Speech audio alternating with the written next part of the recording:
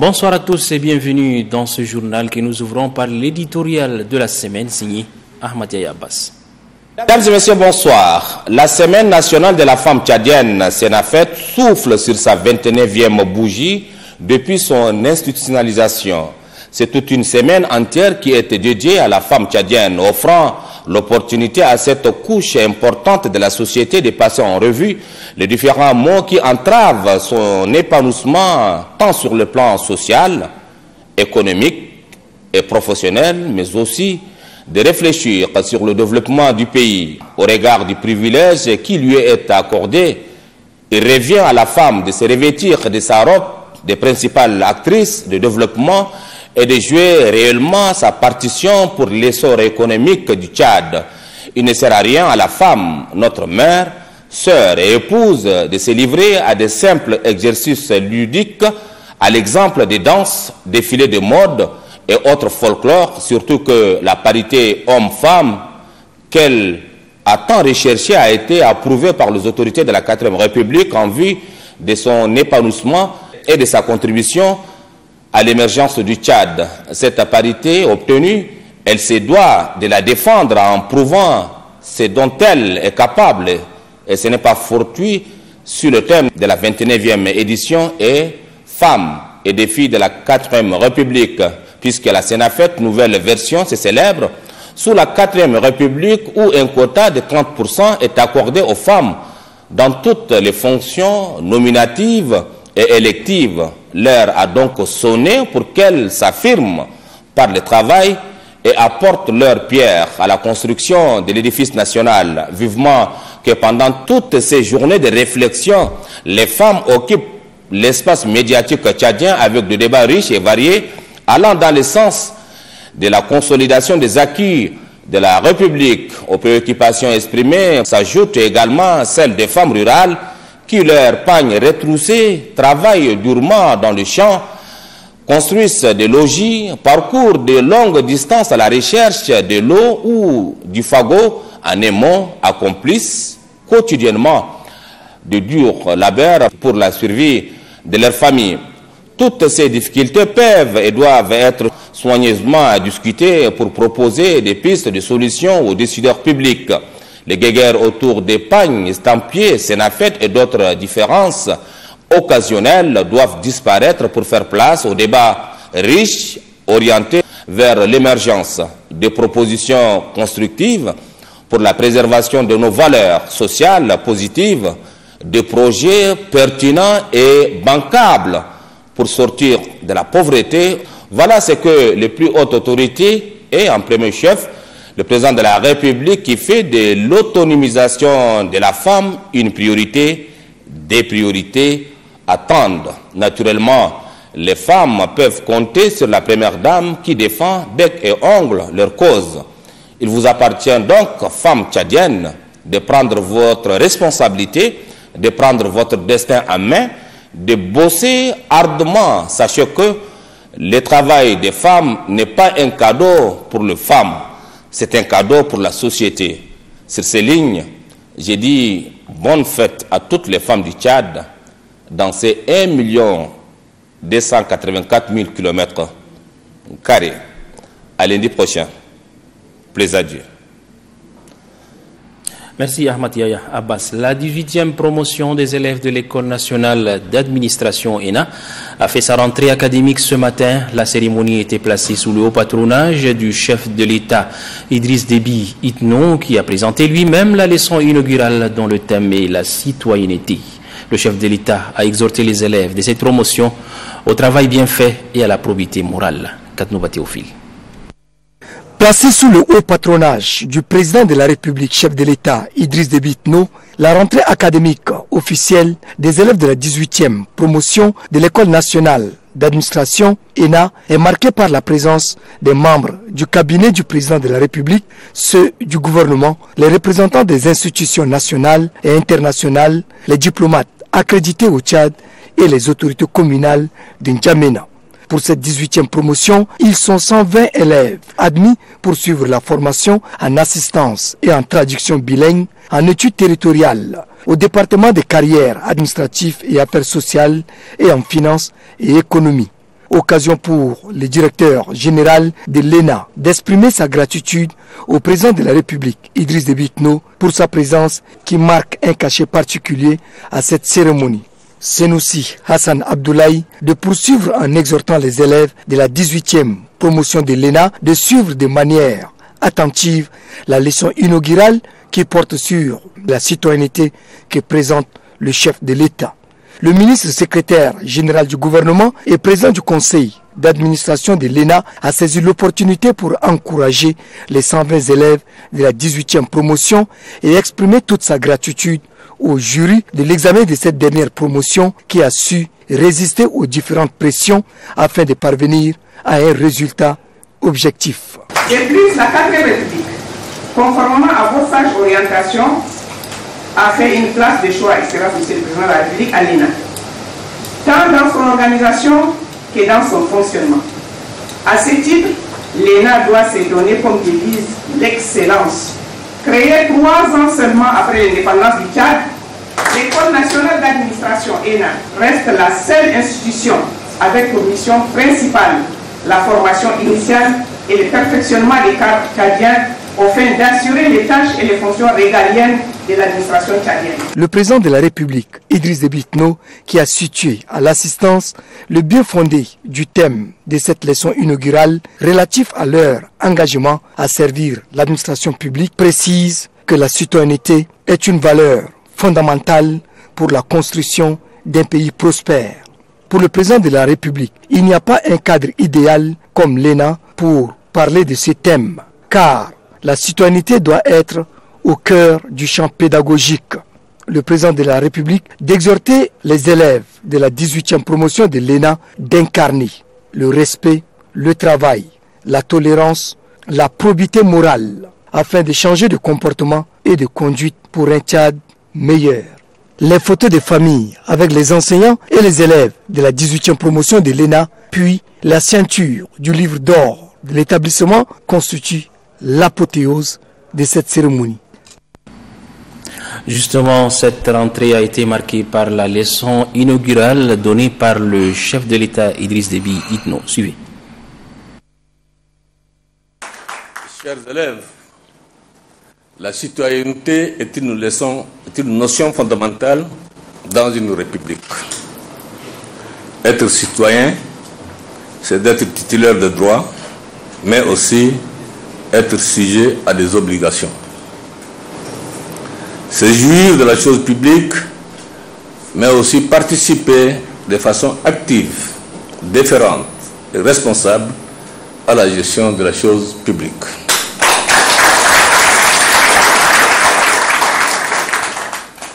C'est à juste raison que la citoyenneté est intégrée au cœur du champ pédagogique. L'école étant le lieu de diffusion du savoir, d'acquisition de la culture et de l'autonomie de jugement, elle ne peut pas, par conséquent, faire fi de cette notion ô combien importante de la citoyenneté.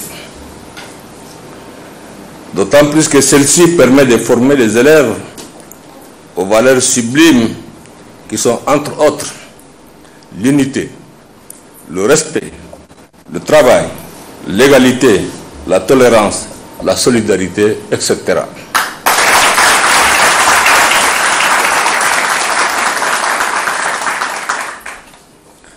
Toutes ces valeurs doivent être promues, préservées et vulgarisées. Elles doivent impérativement guider nos conduites individuelles et collectives. Mes chers enfants, si la citoyenneté comme règle de conduite dans la cité, elle est la toute première valeur républicaine, force est de constater que dans notre pays, le comportement de certains de nos concitoyens tranche avec ce principe cardinal. Et je voudrais citer, pour preuve, les agissements réfractaires aux valeurs républicaines, comme le non-respect de l'autorité de l'État, le détournement des biens publics, ou leur dégradation volontaire, le non-respect du code de la route, les violences sous leurs diverses formes dans les établissements scolaires, toutes ces inconduites ont un dénominateur commun, l'absence de citoyenneté.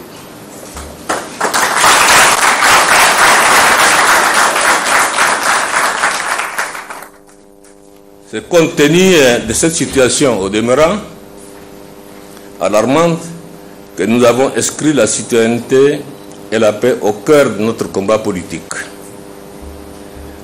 Car il est indéniable que sans le respect de la citoyenneté et des valeurs suprêmes qui lui sont rattachées, on ne peut prétendre à une quelconque paix sociale dans notre société.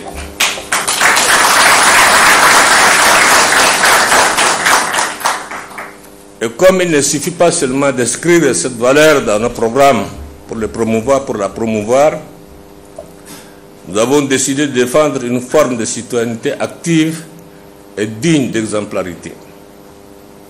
C'est dans cette optique que nous avons, dans le sillage des initiatives ayant abouti à l'instauration de la 4e République, mis en orbite non seulement les valeurs citoyennes, mais également l'individu en tant que citoyen au cœur du processus.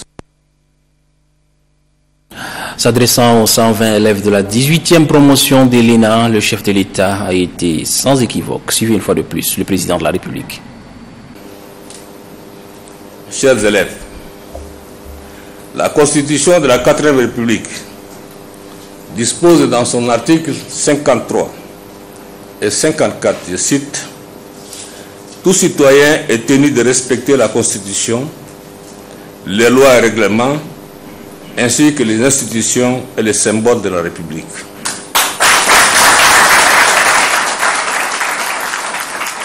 Les biens publics sont inviolables. Toute personne doit les respecter et les protéger. Voilà l'article 53 et 54 de la Constitution catholique.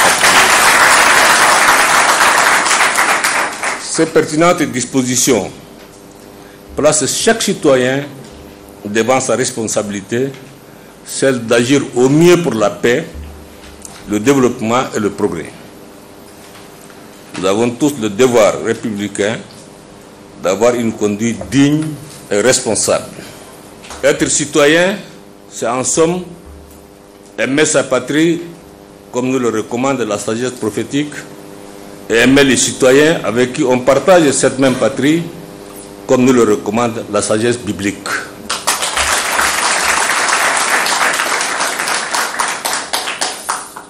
Chers élèves, vous allez bientôt commencer à recevoir les formations qui feront de vous les futurs administrateurs de ce pays, dans les différents, bien sûr, domaines.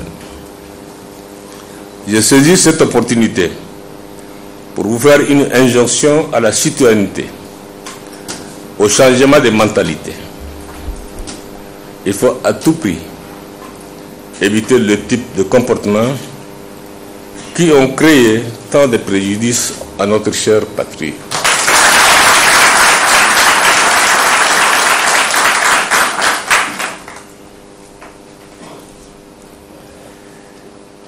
Soyez des citoyens vertueux pour relever les défis qui s'imposent à vous dans l'exercice de vos futures fonctions, car comme disait Démosthène, célèbre homme d'État de la Grèce antique, je cite, « Ce sont les démocrates qui font la démocratie, mais les citoyens qui font la République. »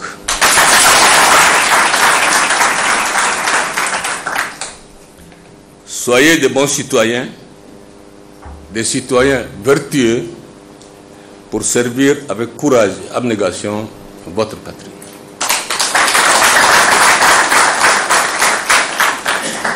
Soyez des citoyens vertueux pour servir d'exemple de droiture, de probité et d'intégrité pour les générations qui vont vous succéder. De retour à la présidence de la République, le chef de l'État Idriss Déby Itno a dirigé la réunion hebdomadaire sur les régies financières. Ministres et cadres des départements concernés ainsi que les responsables de toutes les régies financières ont passé au pain fin les indices en matière de recettes publiques. Djibril Noulalwali. Le président de la République Idriss Déby Itno reprend les rênes de la réunion hebdomadaire sur les régies financières, un temps délégué au ministre d'État, ministre et secrétaire général de la présidence de la République. La santé financière du pays, le tenant à cœur, le chef de l'État Idriss Déby Itno et les participants à la rencontre ont passé au peigne fin la situation du secteur géré par les services centraux. Les exposés, la confrontation des chiffres ont permis d'apprécier l'évolution des recettes publiques pour le mois de février. Les recettes réalisées, comparativement à celles du mois de janvier, ne donnent pas entière satisfaction, soutient le ministre des Finances et du Budget, Alali Mohamed Abbakar.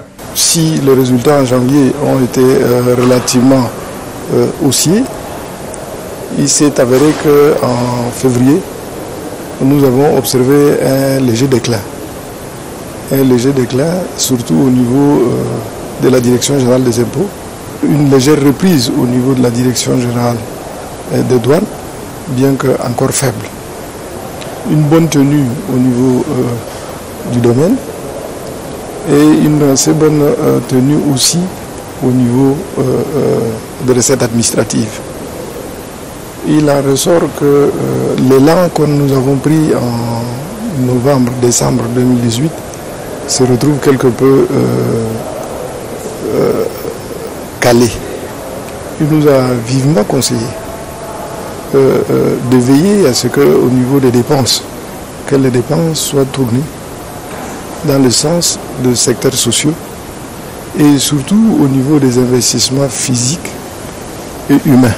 Pour sortir de la routine et améliorer significativement les recettes, le chef de l'État Idriss Déby Itno a conseillé des mesures vigoureuses. Qu'elles soient dans la mobilisation ou en matière de dépenses, ces mesures doivent aussi s'attaquer à la déperdition qui fait perdre à l'État jusqu'à 40% de ses recettes, déplore le président de la République. Le chantier de la modernisation est selon lui grand, rappelant également la prise en compte des exigences budgétaires eu égard à la préparation et à la tenue des échéances électorales futures. Et puis cette nouvelle bref, le ministre d'État, ministre secrétaire général de la présidence de la République, Kalzebe Paimi Debeu, a présidé cet après-midi l'atelier de validation du premier rapport de suivi du programme national de développement PND 2017-2021, un rapport conçu par les ministères sectoriels, les organisations de la société civile et les syndicats. Nous reviendrons en détail sur cet élément dans nos prochaines éditions. Nous le disions dans notre édition précédente, la petite Meram Djibrine, qui souffrait d'une malformation congénitale, vient de regagner N'Djamena. 6 mois après les soins en Égypte, la petite a recouvert sa mobilité. Elle était présentée ce matin à la première dame, présidente de la Fondation Grand Cœur, Hinda Déby Itno. Saboura Douniakane. La Fondation Grand Cœur a encore redonné le sourire à une famille ressortissante du Bata. Âgée de 4 ans, la petite Meram Djibrine souffrait d'une malformation congénitale. Détectée lors d'une caravane à Hati, Hinda Déby Itno a pris en charge son évacuation sanitaire au nom et pour le compte de sa fondation. Après 6 mois de soins intensifs au Caire en Égypte, la petite Meram Djibrine est venue ce 4 mars 2019 vers sa bienfaitrice, l'air jovial et taquin. Le père de l'enfant Djibrine, Issa, exprime toute sa reconnaissance pour l'expertise médicale qui a permis de soigner sa fille. Il a enfin émis le vœu de voir cette action humanitaire aider le maximum des enfants tchadiens souffrant de diverses pathologies congénitales. Ma fille était couchée par terre, maintenant elle est debout. Elle marche et fait des choses comme tout autre enfant. Elle a eu les soins appropriés. Toutes les facilités possibles nous ont été offertes. Nous prions pour que Dieu récompense la première dame pour ce bienfait. Proche des couches vulnérables et plus particulièrement des enfants en détresse, la présidente de la Fondation Grand Cœur n'a cessé d'émerveiller des familles tchadiennes par la justesse et la portée de ses actes hautement humanitaires. Hier, le ministre de l'Administration du territoire, de la sécurité publique et de la gouvernance locale était à Kouri-Bougoudi, une descente qui a pour objectif de traduire dans les faits l'engagement du gouvernement de fermer les frontières avec la Libye. Bachar Issa Hanga revient sur cette visite. Tout pays prend des mesures qui permettent d'empêcher toute infiltration. Ainsi, la fermeture des frontières entre le Tchad et la Libye s'inscrit dans cette logique. Il vous souviendra que la ville de Misrata et Sabha ont permis à des personnes mal intentionnées de mettre sur pied un plan machiavélique pour déstabiliser le Tchad. Mais c'est mal connaître la vigilance, la détermination et la bravoure des forces de défense et de sécurité présentes dans la province du Tibesti. Nos baroudeurs, connus sur le plan de guerre, n'ont pas hésité un instant de battre à plate couture les terroristes venus de la Libye. Anéantis, les forces du mal ont tenté d'utiliser une autre voie pour perturber l'ordre public déjà établi durant des années. Croyant réussir, ils ont choisi de pénétrer par l'Enedi Est durant leur débandade. La perfidie des terroristes est de prendre la sous-préfecture de Baoubili. Mais la surprise qui leur a été réservée est très amère. Certains ont pris la poudre d'escampette, d'autres se sont rendus, tandis que d'autres sont écrasés. L'armée nationale tchadienne, avant-gardiste, ne tolère jamais une attaque orchestrée et programmée pour faire du Tchad un pays où les terroristes règnent en grand pompe. Cela est un rêve utopique et illusoire, donc irréalisable. La présence du ministre de l'administration du territoire, le général de corps d'armée, Mamad Abbali Salah, à Kouri-Bougoudi, confirme sans embâche que cette localité est toujours entre les mains des forces de défense et de sécurité. Alors que les terroristes, par le biais de l'Internet, se permettent de dire qu'ils ont pris cette ville. Où sont-ils? Pourquoi ne s'affichent-ils pas? Puisqu'ils jubilent la victoire à travers la toile.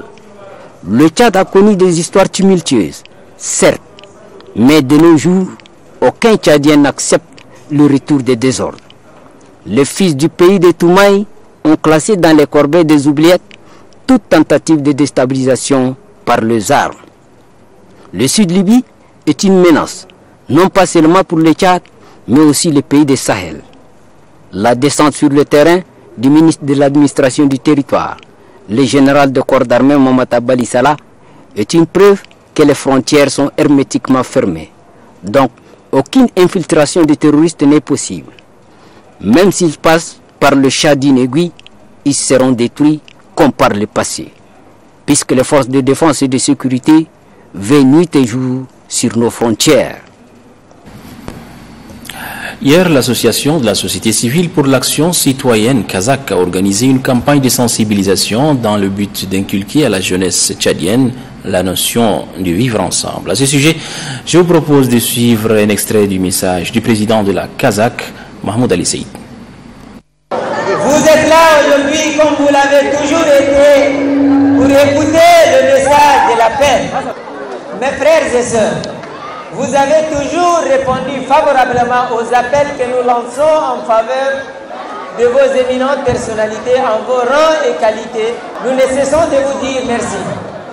Vous savez, la paix elle est importante. Sa préservation l'est tout autant. Un célèbre scientifique dit que le monde ne serait pas détruit par ceux qui font le mal, mais par ceux qui les regardent sans rien faire. Vous êtes en train d'agir, vous êtes en train de prouver aux yeux du monde que vous agissez régulièrement pour la préservation de la paix et de la stabilité dans notre pays. Je suis persuadé que vous aimez le Tchad autant que vous aimez vos familles respectives, tout un chacun. Le Tchad attend de vous votre dévouement. Son Excellence, Monsieur le Président de la République, Idriss Déby Itno, nourrit une passion pour son pays. Il nourrit une passion pour vous. Il nourrit une passion pour son peuple. Nourrissez-vous aussi autant de passion pour votre pays. Actualité politique, le conseil exécutif du MPS du 3e arrondissement a installé hier les membres des conseils des quartiers de cette circonscription. C'est le secrétaire exécutif du conseil qui a installé les membres en présence du maire de la commune, Idriss Oumar Idriss. À l'approche des élections qui s'annoncent, le conseil du MPS du 9e arrondissement prend le train en marche pour positionner ses pions dans tous les quartiers de cette commune.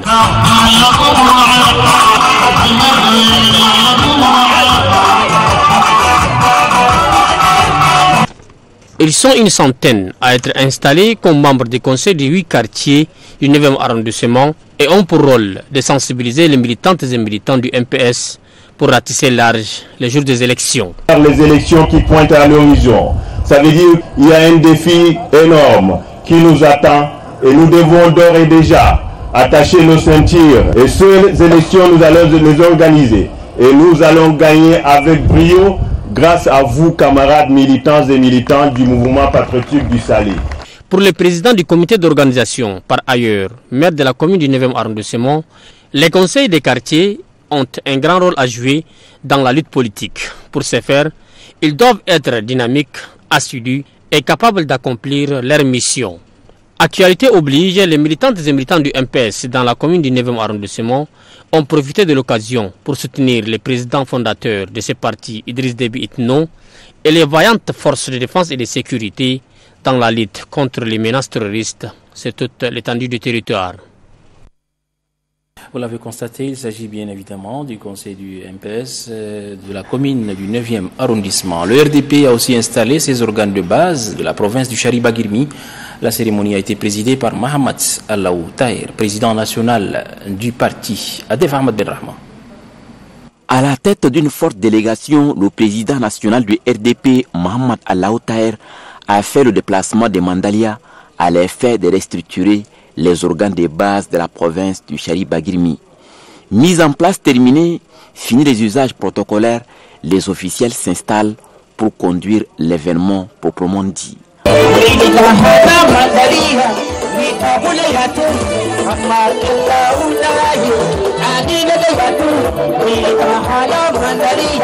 En application des textes statutaires et des résolutions de la 6e convention ordinaire du parti, le leader du RDP installe officiellement la fédération ayant à sa tête Ousmane Omar, la coordination des femmes et des jeunes du RDP du Chariba-Girmi. Le président fédéral engage toute son équipe à se mettre en ordre de bataille pour porter haut le flambeau du rassemblement pour la démocratie et le progrès dans la province du Chariba-Girmi. Installant les organes de base, le président du RDP dit que le Chariba-Girmi est une province sur qui il faut compter en se rappelant des élections précédentes où le parti a obtenu un bon résultat. Il appelle ses camarades à bien se préparer pour les élections qui s'annoncent.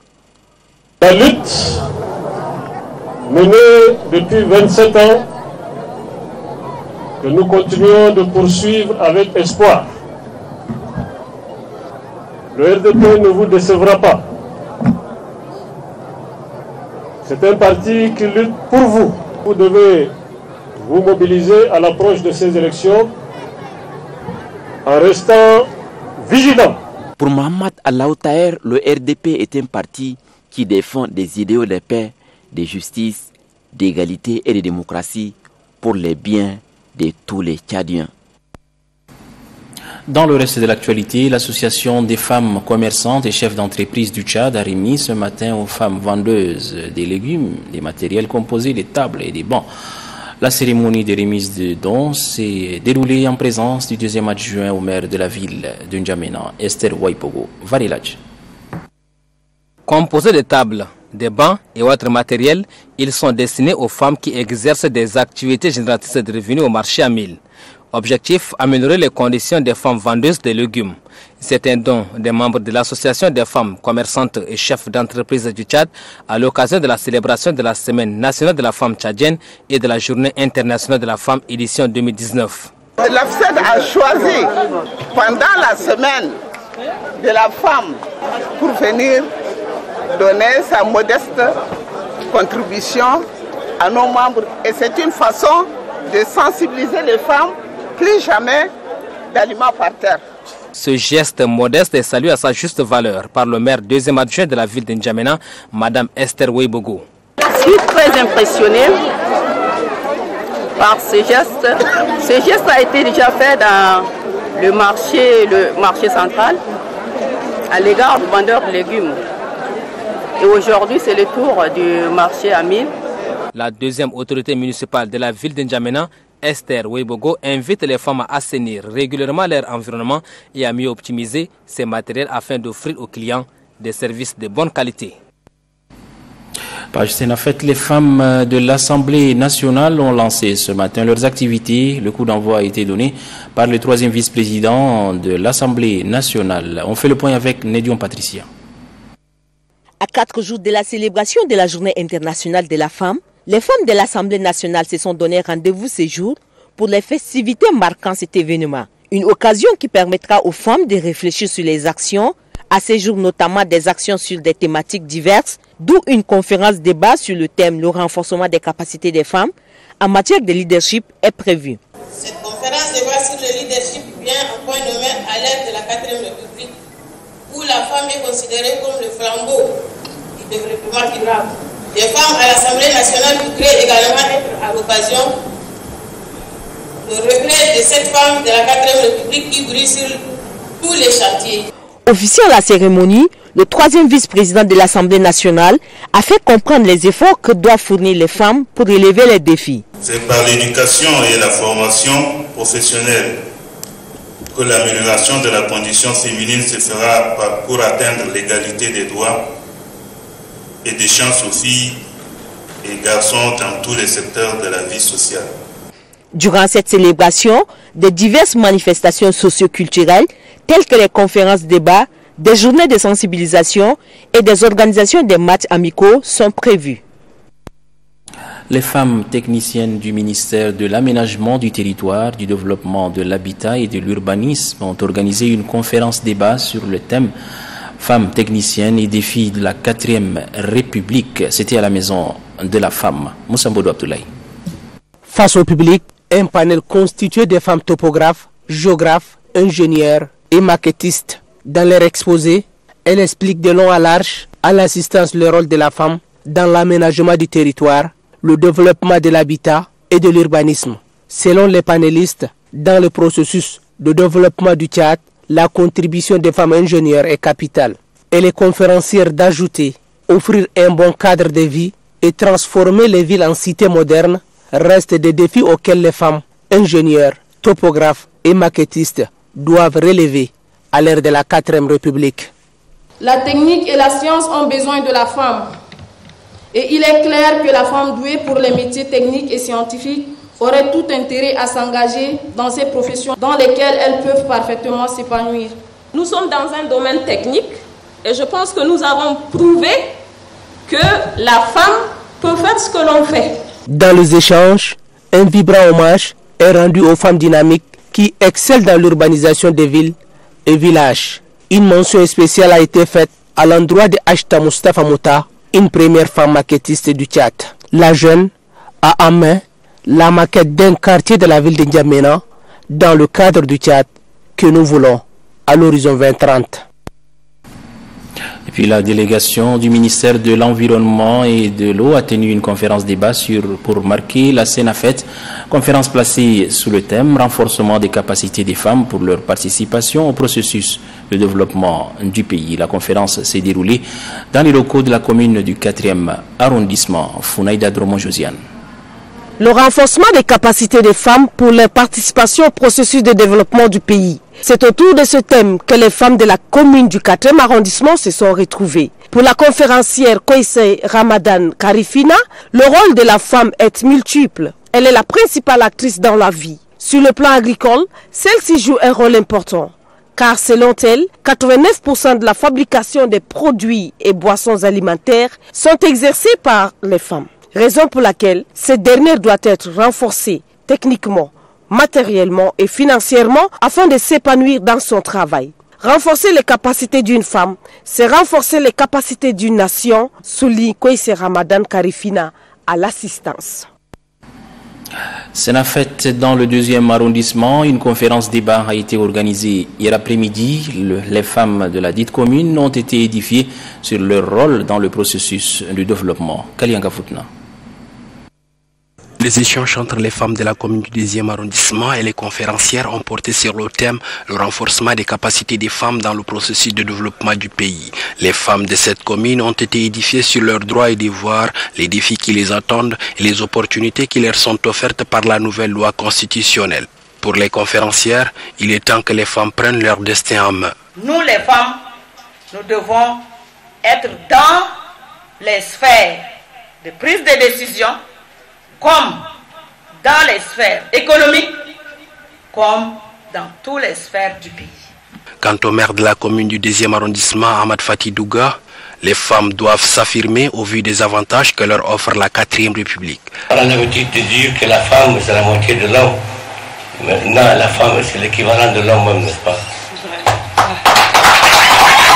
Désormais édifiées sur leur rôle, les femmes de la commune du 10e arrondissement ont pris l'engagement de participer activement au processus de développement de leur communauté.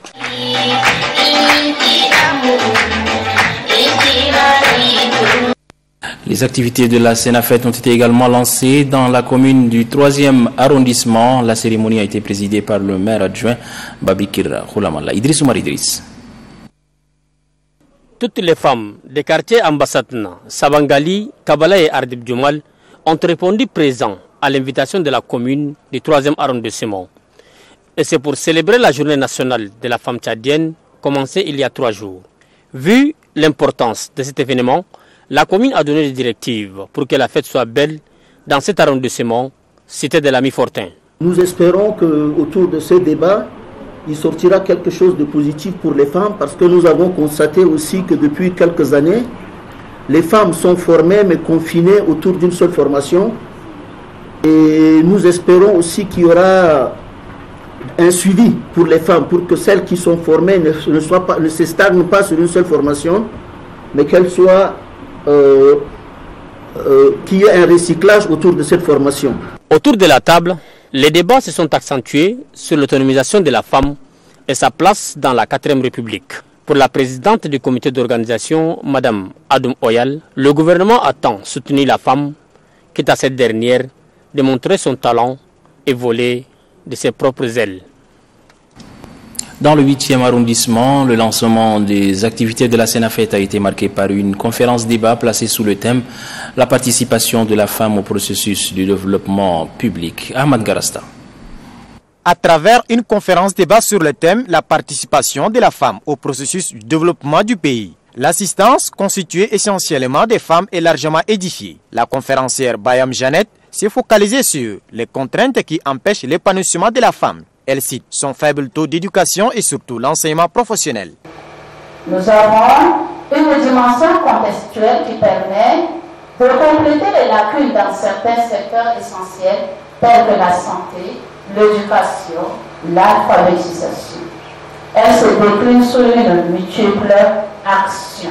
Selon l'oratrice, pour relever ces défis, le gouvernement a investi énormément sur l'éducation, mais il faut plus de sensibilisation pour que la femme soit épanouie au grand bénéfice de la société. Dans la même lancée, certaines intervenantes se sont interrogées sur le bien fondé de la prise en compte des préoccupations réelles de la femme pour une société juste et développée. On voit des activités de la Sénafet dans le Borkou. La cérémonie qui s'est déroulée à Faya a été présidée par le gouverneur Daoud Hamad en présence des autorités administratives, civiles et militaires. Adoum Djigir Kabir. C'était en présence de plusieurs autorités administratives, civiles et militaires, les leaders religieux, les représentants des partis politiques et les femmes de différentes associations et groupements féminins que les activités de la Semaine nationale de la femme tchadienne Sénafet, édition 2019, ont été lancées officiellement à Faya-Largeau, dans la salle de réunion de la commune de Faya, sur les thèmes femmes et les défis de la 4e République. Zainaba Idriss Hassan et Ahmed Mohamed Idriss, respectivement présidente d'organisation de la Sénafet édition 2019 dans les Borkou et déléguée provinciale de la femme, de la petite enfance et de la solidarité nationale, dans leurs interventions se sont relayées pour situer l'importance de cette semaine et la considération de la femme tchadienne par les plus hautes autorités du pays en leur accordant une semaine entière de réflexion et de consultation sur leur épanouissement socio-économique et culturelle. Lançant officiellement les activités de la Senafet édition 2019, le secrétaire général de la province du Borkou, Abakar Hissène Didigi, représentant le gouverneur, a salué la motivation de cette première partie de la Senafet qui reflète dès le début une réussite totale des activités en cours de la semaine. La femme étant sœur, fille, maman et épouse, après avoir mis l'accent sur la place qu'elle occupe dans la politique de la 4e République, Abakar Hissène Didigi exhorte aux hommes d'être aux côtés des femmes pour la réussite de la Senafet et de la Journée internationale de la femme juive, édition 2019, dans le Borkou. La cérémonie a pris fin dans une totale satisfaction par une À Doba, dans le Logone oriental, le coup d'envoi de la Senafet a été donné à la faveur d'une cérémonie présidée par le gouverneur de la province, Moussa Haroun Tirgo. Damgelidni. À Doba, à travers cette mobilisation, la jeune féminine donne un éclat particulier au lancement des activités de la Semaine nationale de la femme tchadienne. Pour la présidente du comité d'organisation Garcita Justine, l'édition 2019 de la Senafet est une occasion de réflexion sur les stratégies que les femmes du Logone oriental doivent adopter pour relever les défis. Ces défis qui sont entre autres la problématique de la parité et celle de l'autonomisation. Le gouverneur de la dite province relève quant à lui que l'épanouissement de la femme est l'une des préoccupations principales du gouvernement. La 4e République consacre une place prépondérante à la femme et qui se renforce au point de vue institutionnel. Ce nouveau chapitre de transformation profonde est bien entamé dans la 4e République, traduit une vision volontaire manifeste et celle de son Excellence, Monsieur le Président de la République, chef de l'État et de vie et de l'homme. Les conférences débats, les activités socio-éducatives, puis culturelles et sportives sont au rendez-vous de la Senafet dans le chef-lieu de la province du Logone oriental. Et puis un incendie causé par un jeu d'allumettes des enfants a ravagé un quartier entier dans un village du département de Djourfal Ahmar. Le gouverneur du Wadaï, Ramadan Erdoubou, s'est rendu sur le lieu pour compatir avec les victimes. Al-Bakhir Idriss. Madina, c'est le nom du quartier incendié. Il s'agit d'un grand feu qui s'est propagé dans tous les quartiers, causant ainsi d'énormes dégâts matériels et animaux. Selon le rapport du préfet de la localité, Zakaria Bidea, des centaines de sacs de mil, de sorgho, de sésame et d'arachides sont partis en fumée. Plusieurs objets et accessoires d'usage domestique, tels que les ustensiles de cuisine et motocyclettes, sont calcinés. Les victimes ont déjà passé des nuits sous les belles étoiles, sans abri et sans nourriture. Le gouverneur de la province du Wadaï, Ramadan Erdoubou, accompagné de ses proches collaborateurs, est allé à la rencontre des sinistrés très touchés par le désastre. Ramadan Erdoubou a lancé un appel aux bonnes volontés de prêter main forte à la population dépourvue de tout et vit dans une situation de vulnérabilité. Et je demande à tous les bonnes volontaires, que ce soit les commerçants, que ce soit les humanitaires, que ce soit les chefs de canton et de tous les responsables, et le ministère concerné aussi, le ministère des Affaires sociales, d'intervenir urgemment pour sauver ces vulnérables qui étaient vraiment envahis par les incendies. Ramadan Erdoubou a profité de son déplacement pour rencontrer la population de la localité. La cohabitation pacifique, la sécurité de la population et de son bien, la scolarisation des enfants, la santé, l'environnement et bien d'autres points ont été développés par le gouverneur de la province du Wadaï avec la population de cette partie du pays. Et puis en page noire, la dépouille mortelle du feu général de brigade Wadi Djagui Taranji est arrivée ce dimanche en N'Djamena. Ses frères d'armes lui ont rendu un dernier hommage. C'était en présence du ministre de la Défense nationale, Falambi Surgan. Il est 15h30 quand l'avion transportant la dépouille mortelle de feu général de brigade Wadi Djagui Taranji atterrissait à l'aéroport international Hassan Djamous de N'Djamena. Parents, amis et frères d'armes du disparu ont fait le déplacement de l'aéroport pour accueillir la dépouille de l'illustre disparu. Après l'aéroport international Hassan Djamous, le cortège prend la direction de la mosquée Imam Malik Ben Hamas pour une prière.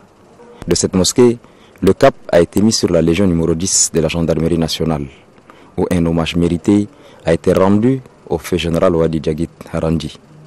Ici, le tristesse s'est lisée sur le visage de tous ses frères d'armes. Après les hommages de ses compagnons de lutte, la dépouille a été remise à la famille pour être inhumée au cimetière de Lamadi. Pour les frères d'armes, le défunt était un homme hors pair. On a perdu un grand cadre gendarme général de son état. Moi, je l'ai connu quand j'étais commandant de légion en Djamena en 1999. Il était mon adjoint. On a collaboré très bien. C'est un bon officier exemplaire. Que son âme repose en paix. Je présente mes condoléances au nom du chef de l'État, au nom de l'armée, à toute sa famille, ses collaborateurs, ses enfants. Né vers 1960 à Ito Amdiaras, le feu général de brigade Ouadi Djagit Harandi est incorporé à la gendarmerie nationale en 1976. Il a occupé plusieurs postes de responsabilité, entre autres commandant d'escadron, commandant de compagnie et commandant de la légion de la gendarmerie. Feu général de brigade Ouadi Djagit Harandi laisse après lui 2 veufs et 19 orphelins. Général, que ton âme repose en paix. Voilà, que son âme repose en paix. Voilà, c'est ici que s'achève ce journal. Merci de l'avoir suivi. Excellente suite des programmes sur Téléchat. Au revoir et à bientôt.